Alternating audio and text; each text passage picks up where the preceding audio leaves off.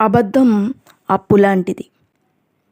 అవసరానికి ఒక్కసారి అబద్ధం ఆడితే ఇంకా దానికి వడ్డీ కట్టినట్లు మరికొన్ని అబద్ధాలు ఆడక తప్పదు. నీ సమయాన్ని నీ కోసం ఉపయోగించు. ఎదుటి వ్యక్తి గురించి ఆలోచిస్తూ వృధా చేసుకోకు.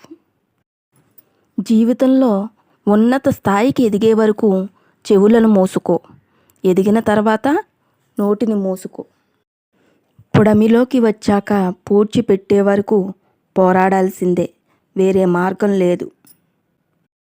రాపిడి లేనిదే వజ్రం ప్రకాశించదు. అలాగే కష్టాలు లేనిదే మనిషి పరిపూర్ణత చెందడు. గెలిచినప్పుడు పొగడడానికి 100 మంది ఉన్నా లేకపోయినా, ఓడిపోయినప్పుడు ఓదార్చుకోవడానికి ఒక్కరైనా ఉండాలి. ఏ మనిషికైనా మనం విలువ ఇవ్వగలం, కానీ విలువ తేలేము. అది ఎవరికి వారే సంపాదించుకోవాలి. లక్ష్యంపై ఉన్నంత శ్రద్ధాశక్తుల్ని లక్ష్య సాధనలో సైతం చూపించాలి.